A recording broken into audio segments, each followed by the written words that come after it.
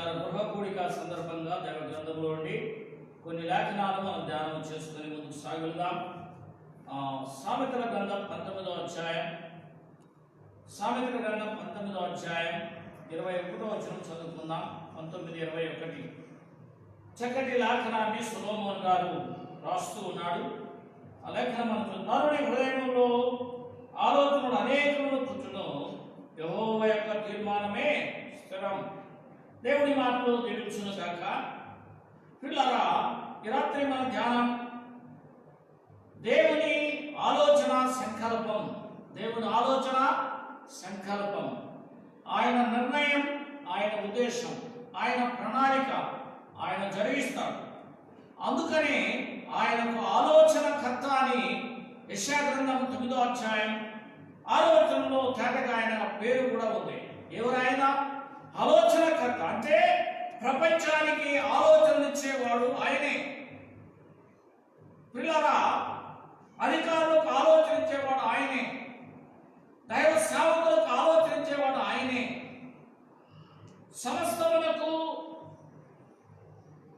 ఆలోచన చేసి నిర్మించి ప్రపంచాన్ని భూమిని కలుగు చేసి శూన్యంలో భూమిని వేలాడదీసిన వాడు ఆయనే ఆలోచనకర్త.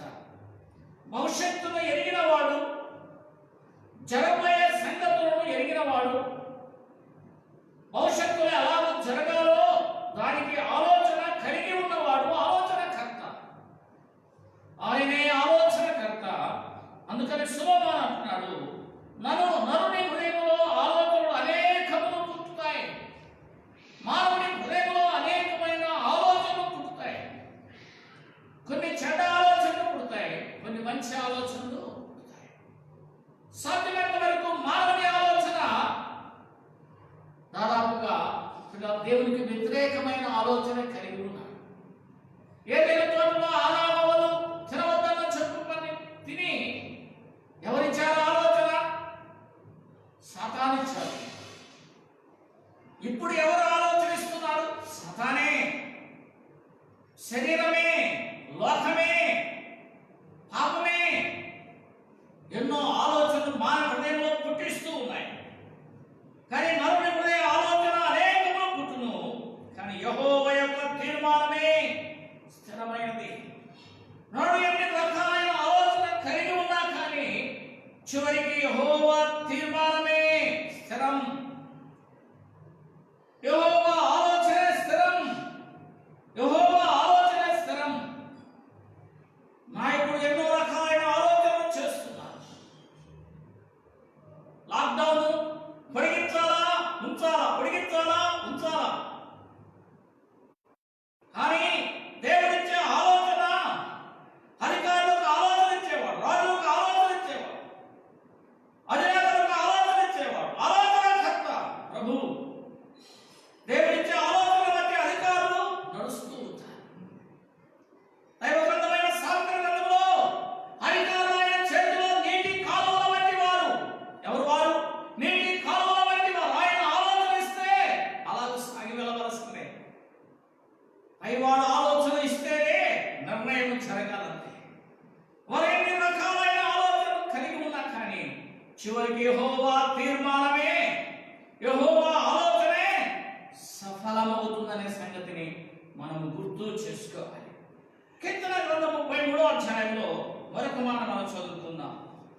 దావీదు కీర్తనలు 33వ అధ్యాయం, ఆలోచన సదాకాలము నిలుచును, ఆయన సంకల్పము తరములకు ఉండదు. యెహోవా ఆలోచన సదాకాలం నిలుస్తుంది. ఎవరి ఆలోచన అండి? యెహోవా ఆలోచన. ఆయన ఆలోచన సదాకాలం నిలుస్తుంది. పరలోకమైన పరలోక పట్టణం సదాకాలం నిలిచే పట్టణం. ఆయన ఆలోచన చేత కట్టబడిన పట్టణం, నిజమైన పట్టణం, అది ఆలోచనతో కట్టిన పట్టణం. ఆ పట్టణం సదాకాలం ఉండేది. ఆ పట్టణ ప్రణాళిక ఎవరిచ్చారంటే ఆలోచనకర్త. కాబట్టి ఆయన వేసే ఆలోచన, ఆయన ఆలోచన సదాకాలం నిలుచును, ఆయన ఉంటుంది. ఆయన ఆలోచన తరతరముల వరకు ఉండేది. కొంతకాలం ఉండి కొంతకాలం ఆగిపోయేది కాదని దేవుడు వాక్యం తెలియజేస్తున్నా. వాస్తవిక సత్యం ప్రియులారా. చూడండి, మరొక మాట 92వ కీర్తనలో మరొక మాట చదువుకుందాం. కీర్తన గ్రంథం 92వ కీర్తన 5వ వచనం చదువుకుందాం.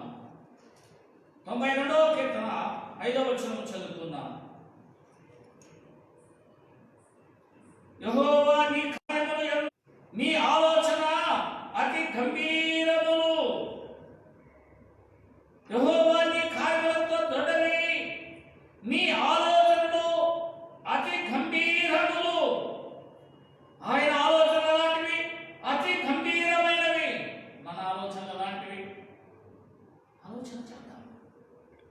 దేవుని ఆలోచనను మనం కలిగి ఉందాం. దేవుని ఆలోచన కలిగి ఉందాం. దేవుని ఆలోచన కలిగి ఉందాం. ఆయన ఆలోచన లాంటిది, గంభీరమైనది. కాబట్టి గంభీరమైన ఆలోచనకర్త. చూడండి మరొక మాట 119వ కీర్తన మరొక మాట చదువుకుందాం. 119వ కీర్తన 24వ వచనం చదువుకుందాం. 119వ కీర్తన 24వ వచనం చదువుకొని ముందుకు సాగుదాం. చాలా సంగతులు దైవ గ్రంథములో ఉన్నాయి ప్రియులారా. మనం ముందుకు సాగుదాం. నీ శాసనములు నాకు సంతోషకరములు, అవి నాకు ఆలోచన కర్తలై ఉన్నవి. ఆలోచన కర్తలై ఉన్నవి. ఎవరి శాసనం? నీ శాసనం, నీ ఉపదేశం, నీ కట్టడలు, నీ ఆజ్ఞలు, అవి నాకు ఆలోచన కర్తలై ఉన్నవి. ఆ ఆజ్ఞలను నెరవేర్చినప్పుడు ప్రియులారా, ఆయన ఆలోచనను నెరవేర్చిన వారు, ఆయన కట్టడాలను మనం నెరవేర్చిన వారము అవుతామనేది దేవుని గ్రంథము చెప్పే సత్యము ప్రియులారా. అలాగైతే రాత్రి మన జీవితాల్లో మనం ఆగి ఆలోచన చేద్దాం. ఆయన ఎవరంటే ఆలోచన కర్త. ఎలాంటి వాడు ఆయన? ఆలోచన కర్త అంటే ఆలోచనను అందించేవాడు ఆయన. అలాగైతే ఈ రాత్రి మనం ఆలోచన కర్త అయిన ప్రభు పాదాల దగ్గర మనం చేరి ఉన్నాం. చేరి ఉండగా ప్రియులారా, ఆయన సందేశాన్ని మనము వింటూ ఉన్నాం. ఆయన ఎవరు? ఆలోచన కర్త. ఆయన ఎవరు?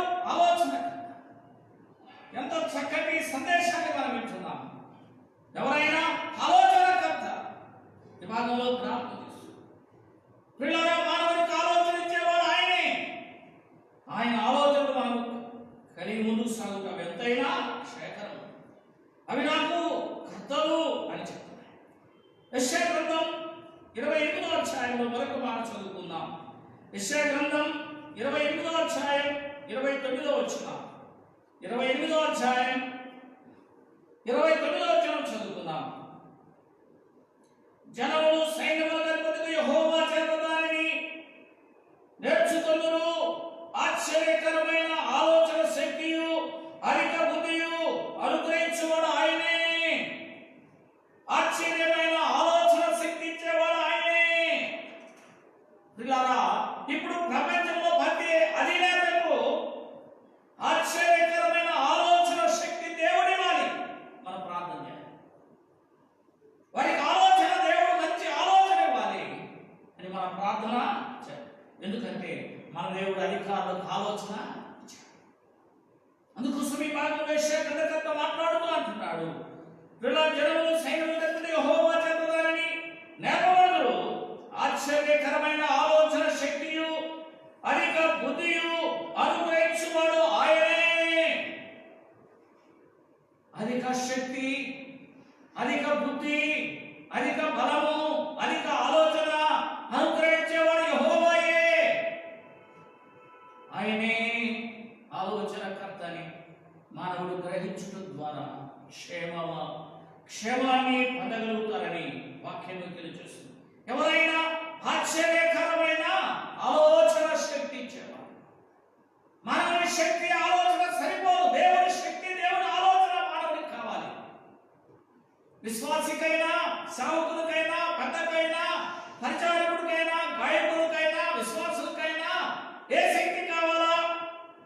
ఆశ్చర్యకరమైన ఆలోచన శక్తి. దేవుని లాహరాల నుండి వచ్చే ఆలోచన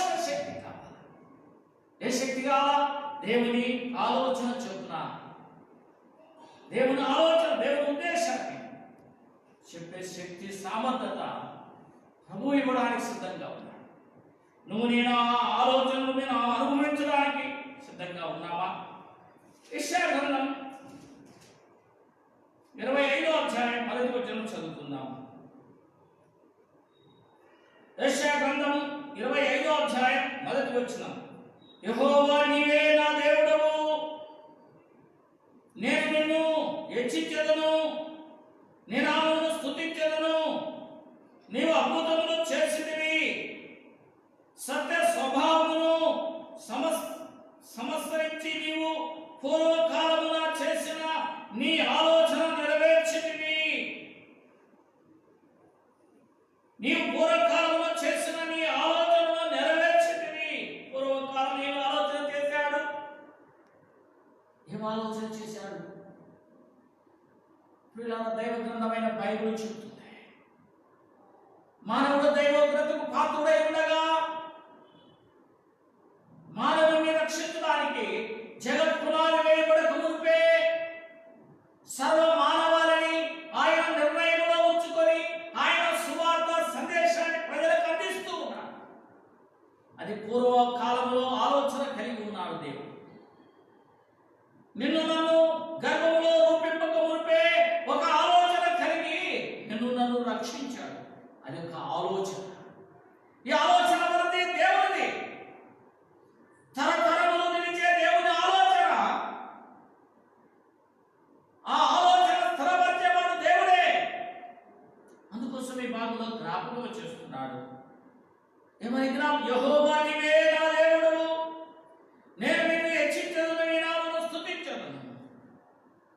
ఎంత గంభీరమైన మాట! పూర్వకాలంలో చేసిన నీ ఆలోచన నెరవేర్చింది. పూర్వకాలంలో ఏ ఆలోచన అయితే ఆయన చేశాడో ఆ ఆలోచన ప్రపంచం నలుమూలలా జరిగిస్తూ ఉన్నాడు. పూర్వకాలం ఏమి నిర్ణయించాడు, ఆనాటి కాలంలో ఏమి నిర్ణయించాడు, ఆ ప్రణాళికను ఆ ఉద్దేశాన్ని నెరవేరుస్తూ గమనించండి. మానవుని ఆలోచనలు పిల్లారా దేవునికి ఇష్టమైనవి కాదు. మానవుని ఆలోచన ఏదేను తోటలో చెడిపోయింది ఆలోచన. పిల్లల 11వ అధ్యాయం కాలంలో బాబేలు గోపురం కట్టుకొని మనం ఇక్కడే ఉందామని ఆలోచన చేశారు. చెడిపోయింది ఆలోచన. 6వ అధ్యాయంలో నరుని ఆలోచన చెడిపోయింది, పతనానికి వెళ్ళిపోయారు. 9వ కాలంలో ఆలోచన చెడిపోయింది, ప్రపంచం చెడిపోయింది. ఆలోచన కర్తలు పక్కన పెట్టి తమ ఆలోచనలను జరిగించుకుంటూ వచ్చారు. తిరుగుతా, తాగుతా, పెళ్లికిచ్చుతా, పెళ్లి తీసుకుంటా జరిగిస్తూ ఉన్నారు. ఆ కాలంలో మానవుడు చెడిపోయి ఉన్నాడు. మానవుడు చెడిపోయి ఉన్నాడని వాక్యం చెబుతుంది. చెడిపోయిన మానవుని వెనక్కి రక్షించడానికి వచ్చాడు. ఎవరాయన? చూడండి, యెషయా గ్రంథం 9వ అధ్యాయం 6వ వచనం చదువుకుందాం. యెషయా గ్రంథం 9వ అధ్యాయం 6వ వచనం. ఏలైనగా మనకు శిశువు పుట్టెను, మనకు కుమారుడు అనుగ్రహింపబడెను, ఆయన భుజముల మీద రాజ్యభారమును, ఆశ్చర్యకరుడు, ఆలోచనకర్త, బలవంతుడైన దేవుడు, నిత్యుడగు తండ్రి, సమాధానకర్తకు అధిపతి అని అతనికి పేరు. ఎంత పేరు ఎవరికి లేదండి. ఎంత పేరండి? చాలా పెద్ద పేరు. ఎందుకంటే ఆయన ఆలోచనకర్త, ఆయన బలవంతుడైన దేవుడు, ఆయన సమాధానకర్త. పిల్లరా, అందుకోసమే ఆయన ఆలోచనకర్త. పూర్వకాలంలో ఆలోచన చేశాడు. తన కుమారుడైన క్రీస్తు ప్రభువును లోకానికి పంపడానికి ఆలోచన కలిగి ఉన్నాడు. కారణం చెడిపోయి ఉన్న మానవుడు. చెడిపోయిన మానవుని, అరికాలంలో కొంత వరకు స్వస్థత లేని మానవుని, హృదయం అన్నిటికన్నా ఘోరమైన వ్యాధి కలది, దాన్ని గ్రహించగలవాడు ఎవరు? ఇవన్నీ ఆలోచన కలిగి ఉన్న దేవుడు పూర్వకాలం ఏ ఆలోచన అయితే కలిగి ఉన్నాడో ఆ ఆలోచన నెరవేర్చాడు. మత్తయి సువార్తలో ప్రవక్తల చూడండి, లూకా సువార్తలో మాట మనం చదువుకుందాం. లూకా సువార్త దైవ గ్రంథమైన బైబిల్లో నుండి లూకా సువార్తలో ఒక మాట మనం చదువుకుందాం. చాలా సంగతులు ఉన్నాయి, కానీ అవసరాన్ని బట్టి పూర్వకాలంలో ఆయన ఏదైతే ఆలోచన కలిగి ఉన్నాడో ఆ ఆలోచన నెరవేర్చేవాడు. చూడండి, లూకాసు సువార్త 24వ అధ్యాయం 44వ వచనం చదువుతున్న, జాగ్రత్తగా వినండి. అంతటా ఆయన మోషే ధర్మశాస్త్రమును ప్రవక్తల గ్రంథాలను కీర్తనలను నన్ను గురించి రాయబడినవన్నీ నెరవేరని నేను మీ ఎదుట ఉండినప్పుడు మీతో చెప్పిన మాట నెరవేరని వారితో చెప్పాను. గమనించండి, ఎప్పుడు పూర్వకాలంలోనే ఆలోచన ఉంది. ఏం ఆలోచన? పిల్లరా, సర్వమానవాళి కొరకు లోకానికి పంపించాలి. మోషే రాసిన గ్రంథాలంటే 5 కాండాలు. తర్వాత ప్రవక్తల గ్రంథాలని ఉంది. అంటే చిన్న ప్రవక్తలు ఉన్నారు, పెద్ద ప్రవక్తలు ఉన్నారు. తర్వాత కీర్తనలు అన్నాడు. అంటే దావీదు రాసిన కీర్తన కాకుండా అనేక మంది కీర్తన ఆసాలు రాశారు, గౌరవ్ కుమార్ రాశారు, మోషే రాశారు, సొలొమోన్ రాశారు, ఇంకా చాలా మంది రాశారు.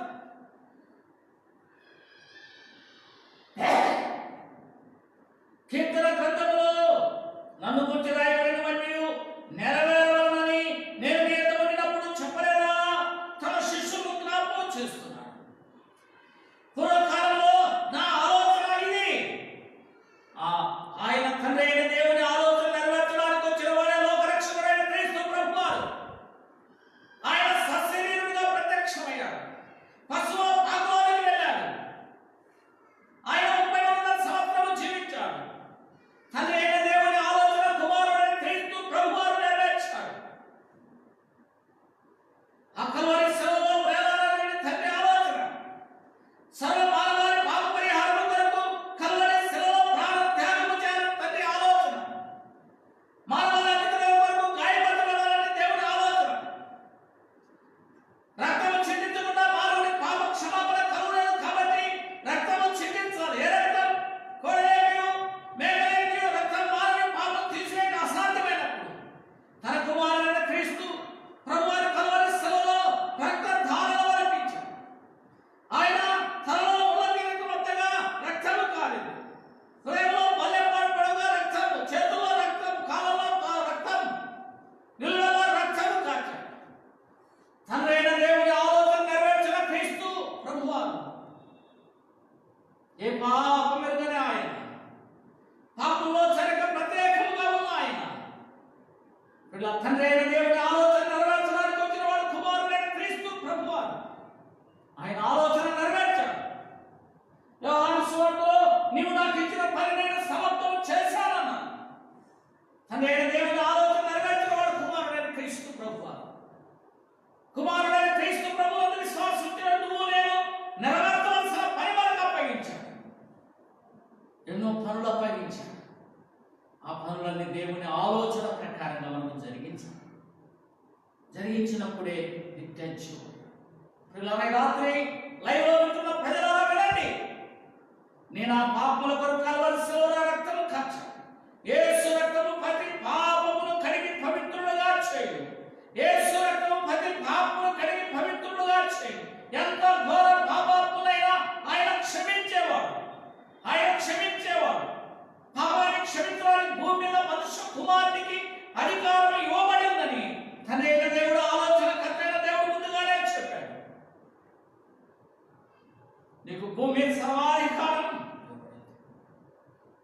అలాగే రాత్రి ఆలోచన చేద్దాం. ఆయన పూర్వకాలంలో చేయబడిన ఆలోచన కుమారుడి ద్వారా నెరవేర్చాడు. మరొక మాట చదువుకుందాం. యెషయా గ్రంథం 11వ అధ్యాయంలో మరొక మాట కూడా చదువుకుందాం. దైవ గ్రంథమైన బైబిల్లో ఎన్నో సంగతులు ఉన్నాయి. 11వ అధ్యాయం 2వ వచనం చదువుకుందాం. యెహోవా ఆత్మ జ్ఞాన వివేకములకు ఆధారము అగు ఆత్మ, ఆలోచన బలములకు ఆధారము ఆత్మ, తెలివిని యెహోవా యందు భయభక్తులు పుట్టించు ఆత్మ అతని మీద నిలిచెను. ఎవరి మీద? ఏ ఆలోచనకర్త అయితే తన కుమారుడైన క్రీస్తు ప్రభువును లోకానికి పంపించాడు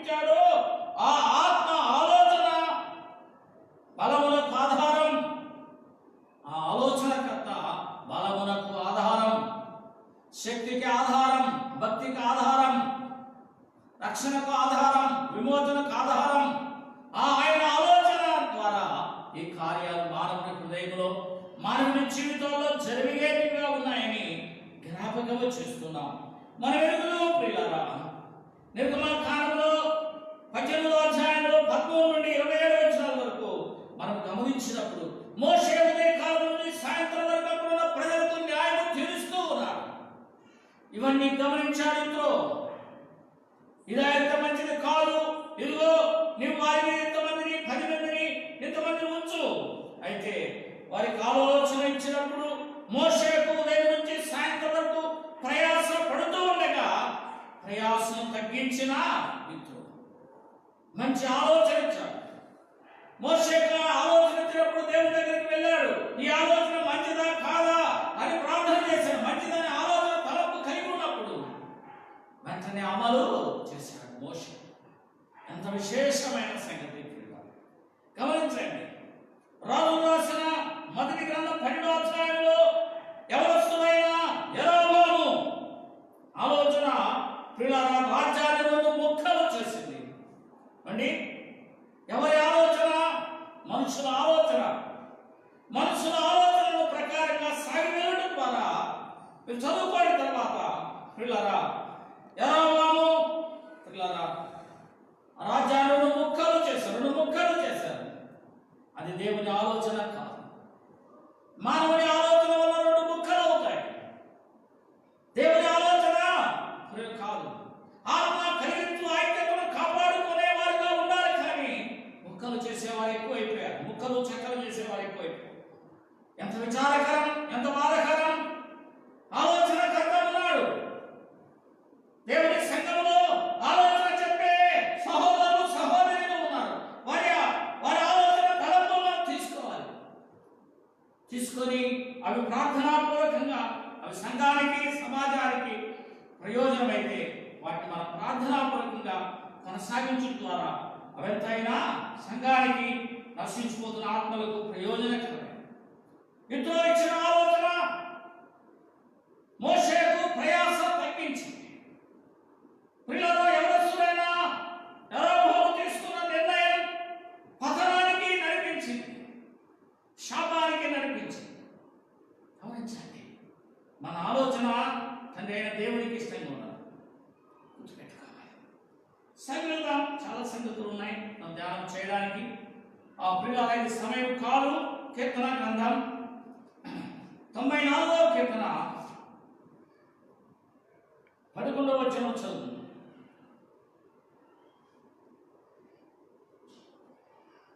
కీర్తన గ్రంథం 94వ కీర్తన 11వ వచనం. నరుల ఆలోచనలు వ్యర్థములని యెహోవాకు తెలిసే ఉన్నవి. ఎవరు తెలుసండి? అది మంచి ఆలోచన, చెడు ఆలోచన తెలుసండి? దేవునికి తెలుసు. నరుని హృదయంలో ఉన్న ఆలోచన అది వ్యర్థములని యెహోవాకు తెలిసే ఉన్నాయి. తెలీదా? చాలా వరకు మనుషులు ఆలోచనలు సాధ్యమైనంత వరకు చాలా తక్కువ. సక్సెస్ అయ్యేటివి కొన్ని, ఫెయిల్యూర్ అయ్యేటివి ఎక్కువ. కారణం అది ఆత్మ నియమం ద్వారా పరిశుద్ధాత్మ ఆలోచన అయితే ఖచ్చితంగా అది తన దేహానికి, తన కుటుంబానికి, సంఘానికి అదంతో దీవెనకరం. సామెతల గ్రంథం 20వ అధ్యాయం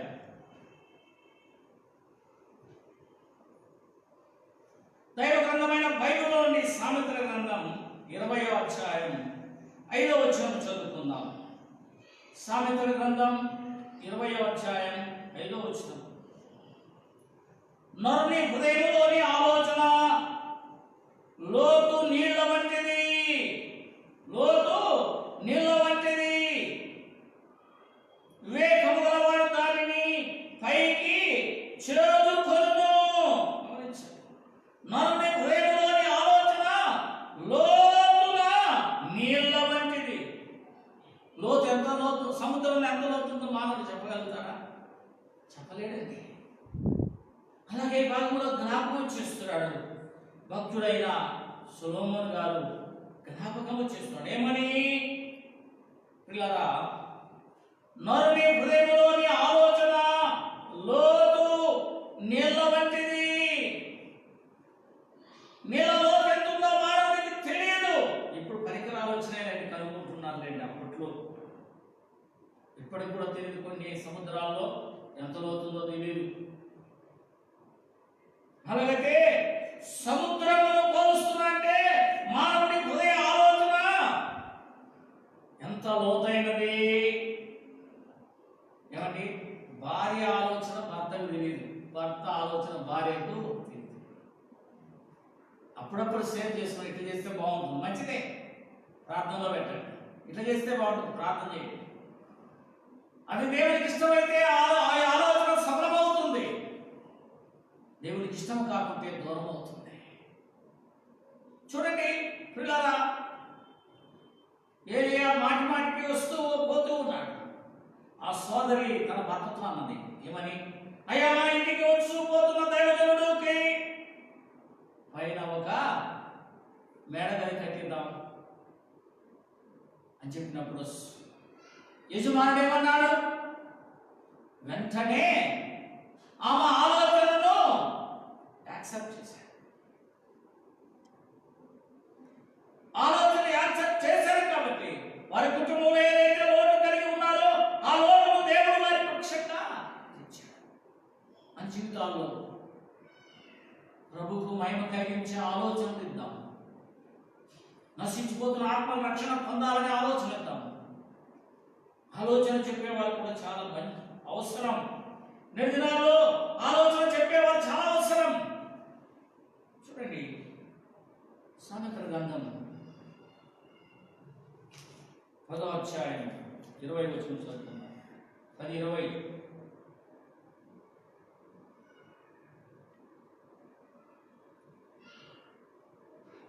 అధ్యాయము 20వ వచనం చదువుతున్నాం.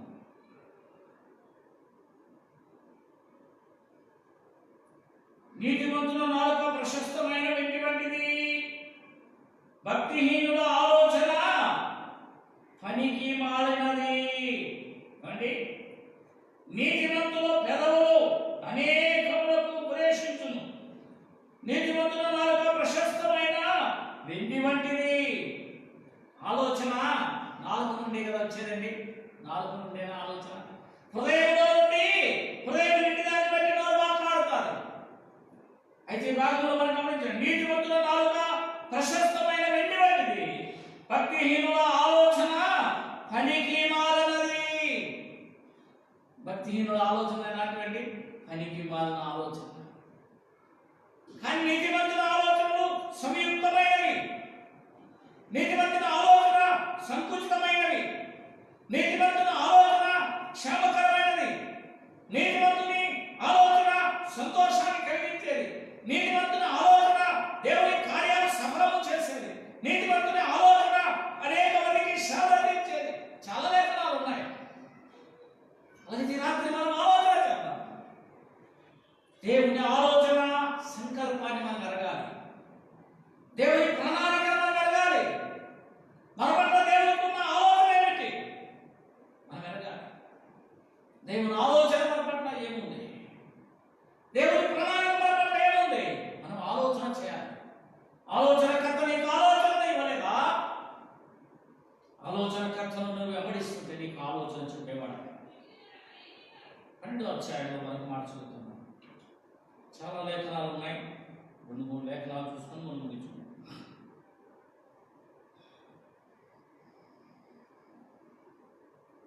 సామెతల గ్రంథం 12వ అధ్యాయం 5వ వచనం చదువుతున్న, జాగ్రత్తగా వినండి. నీతిమంతుల తలంపులు న్యాయయుక్తములు, నీతిమంతుల తలంపులు న్యాయయుక్తములు, భక్తిహీనులు చెప్పు ఆలోచన మోసకరములు. భక్తిహీనులు చెప్పే ఆలోచన ఎలాంటివంట? మోసకరములు. జాగ్రత్తగా విన్నాం. నీతిమంతుని ఆలోచన వేరు, కానీ భక్తిహీనుని ఆలోచన, భక్తిహీనులు చెప్పే ఆలోచన మోసకరమైనవి అని జ్ఞాపకం చేస్తుంది. భక్తిహీనుడు ఆలోచన పనికి మాలినది.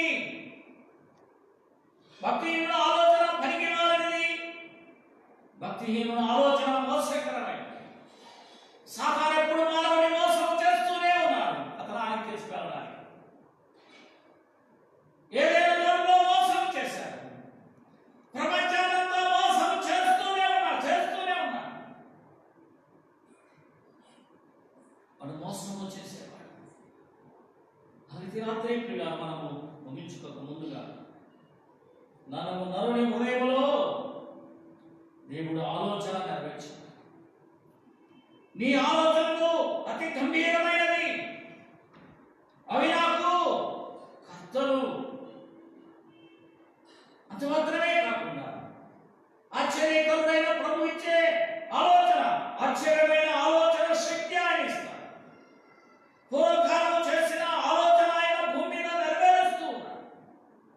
నీవే గొప్ప వాడవని ఇర్మియా గ్రంథంలో జ్ఞాపకం చేస్తుంది. ఆత్మ ఆలోచన బలము ఆధారమని జ్ఞాపకం చేస్తుంది. పిల్లల మోషేకు ఇత్రో ఇచ్చిన ఆలోచనను బట్టి ముందుకు సాగుతున్నప్పుడు మోషేకు ప్రయాస తగ్గింది. అది మాత్రమే కాదు పిల్లల మరొక చోట మరొక చక్కటి మాట జ్ఞాపకం చేస్తుంది. దావీదును కూడా పిల్లల ఈ ఆలోచనే పిల్లల అపాయములు తప్పించిందని మరొక లేఖన భాగంలో ఉంది.